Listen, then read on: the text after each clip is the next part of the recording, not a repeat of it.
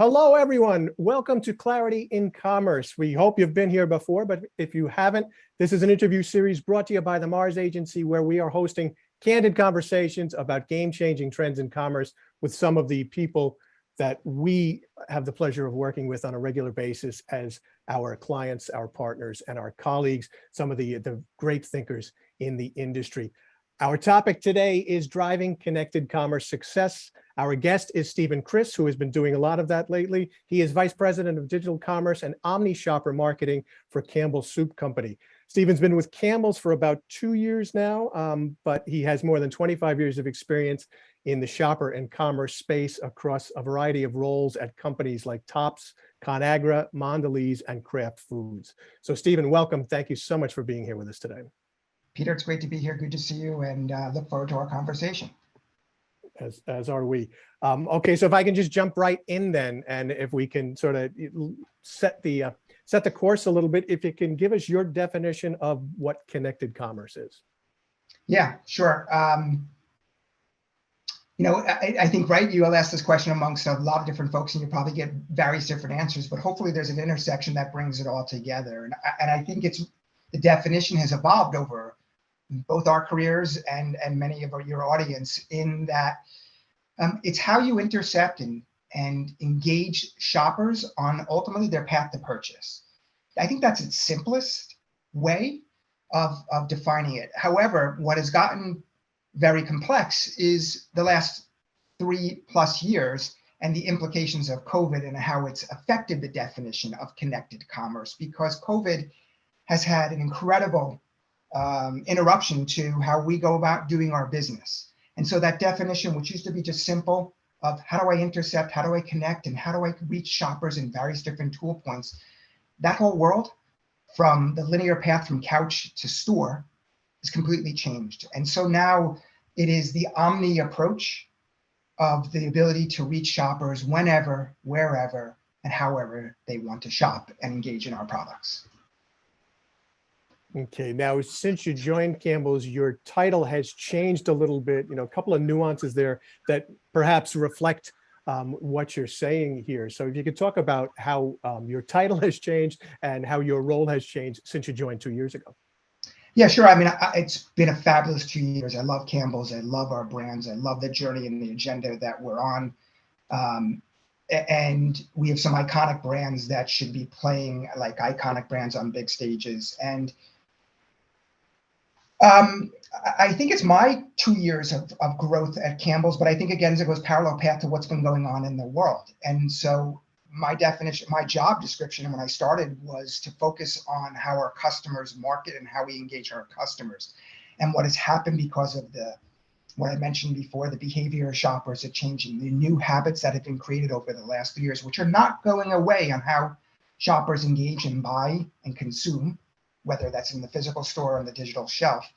Our organization had to evolve. So when I joined Campbell's proudly 2 years ago to focus on customer marketing, that has evolved to where I now have an organization that has brought in what historically were siloed functions in merchandising on the brick and mortar side and the digital side. E-commerce side, a siloed organization over there, a shopper organization over here. And we brought them all together to be able to be under one roof, to connect those touch points internally, to deliver a better message to engage our shoppers externally. So what started first as shopper marketing has now evolved to digital commerce and omni shopper marketing, which I believe is a better definition of who we are, and what we're trying to accomplish for Campbell's, our brands, and ultimately for our shoppers and customers. Now, you've already mentioned COVID as a major disruptor over the last few years, but what are some of the other drivers of these changes that you're talking about? Yeah, listen, we could go on, Peter, right? We could probably have a whole conversation about the world and how it's evolving and the innovation. I'll just drill it down to two things, I think, that make the most sense for our conversation. Can't deny the implications of COVID and the lockdown and people being home for a period of time. And I'm sure you've heard that from others that you've interviewed. And the acceleration, probably 5 to 10 years of technology and the behaviors that have changed because, hey, I wasn't going out every single day, and now I got to be able to order and buy much more, whether it was Amazon, Instacart, Walmart, whatever it have, Kroger, et cetera, to get my goods and services. So I think the COVID implication is not to be missed or denied.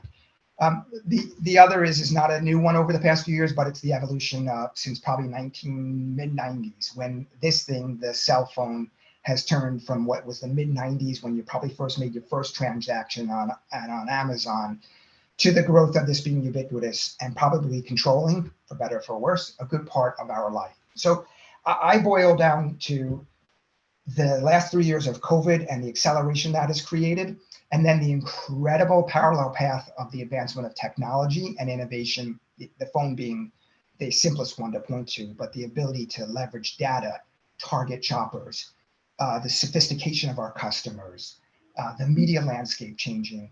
I think there's a whole thing that goes into, no pun intended, that soup pot, and that gets mixed up and around that we'll probably talk about, which changes the tools that we use to reach our shoppers.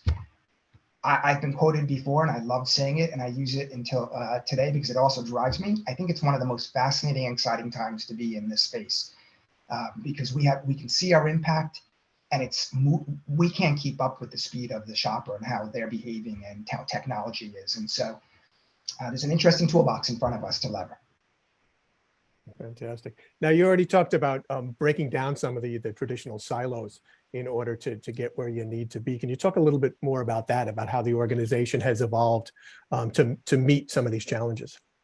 Yeah, you bet. I strongly feel the connectivity of internal organizations and not to be underestimated, the word of collaboration. You know, I think we make an awful lot about org structures and where something should sit and where something shouldn't sit. And I think that varies by organization, varies by culture, varies by leadership, varies by lots of different things that create inputs there.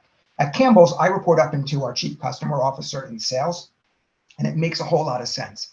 But my job wouldn't work if we were siloed in the functions that I have responsibilities for, or if I didn't have a strong connection and collaboration with our marketing organization, linked to our CMO and our VP of integrated marketing.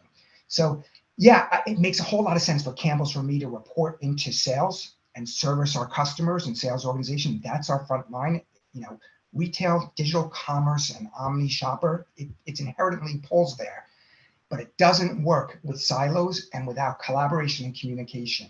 And if you can break down some of those walls, the org structure conversation, which is complex, and I'm not minimizing it, it becomes easier to work through.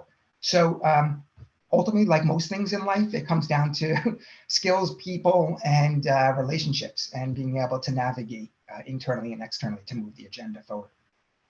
Okay, I heard somebody recently at a very long-standing CPG say that, you know, we spent 120 years building these silos, so it's not so easy to break them down. Could you talk about some of the main challenges that you faced and how you were able to overcome them? Yeah, you know, it's easy out of my mouth. It's easy on words. It's easy in a deck to say this is the way it should be, but behavior is not something that changes overnight. You have lots of different inputs from organizational structure, beliefs, strategies, design, thoughts on how things should operate, to ego, to territory, to turf, to money and where it sits and where it comes from. And it is easy to talk about. It's hard to bring to life because those things get in the way. And again, the easiest thing though is what I talk about all the time is we're all on the same team at Campbell. It's not easy. And you could ask my colleagues, they'll say something similar, but it's not easy. But we know what the goal is. Our goal is to put our brands on bigger stages, to elevate the snacking experience for our customers and for our shoppers, and to get into that path to purchase, to interrupt them in an appropriate way, to get them to stop, whether it's in the digital shelf or the physical store, to get them to put one more in the basket. If we remember and remind ourselves of what the goal is, some of those walls get broken down. But your previous interview is right. It's taken 120 years to build those walls up. They don't come down overnight. It's not the way the world works, but again, it goes to an ingredient of what makes this fascinating. I enjoy the collaboration and breaking the walls down to get to a better place. Not easy, but it can be fun, and if you just keep the goal, the football analogy of the goalpost in mind, it helps you get there. And that's so starting with that, the mindset is kind of the key initiator of everything. Yeah, I think it's mindset. I think it's leadership. I think leadership plays a huge role in breaking down those silos. Skill set. You know, Mike Pearson, who's my boss and chief customer officer, said something to me as recently as this week, and he said, "Hey, I don't even care where you report to." He does. I report to him, and that's clear. Let's be clear to your audience. But if we have skill sets on teams that we can lever to help work together to move the ball forward, then let's just collaborate and work together to move that agenda forward. And if that person works on that team over there, and it makes sense that they work on that team over there, then fine, let's collaborate. But then let's have an adult conversation if we need to think about the organizational structure, that it makes sense a little bit more over here. Listen, as we did this 6 months ago and put my organization together, I had these silo functions. For us to move our agenda and journey forward to be the best in class in omni shopper and digital commerce, it did not make sense to have separate functions, separate voices, separate messages. And so it was a major step to collapse those and bring them together. Now, it's taken us 6 months and we're still not there yet to get everybody to work off of the same script and song sheet. But it's also the beauty of diversity of people and the diversity of thought, but coming off that one sheet of music is really what we're working towards. Okay. Now, typically in this kind of conversation, you know, and obviously it's, you know, the sales and marketing functions being brought together, but what other functions within the organization need to be part of this new aligned team? Yeah, you know, some days I wake up and I wish it was just us, but that's not the life we live in a big CPG company.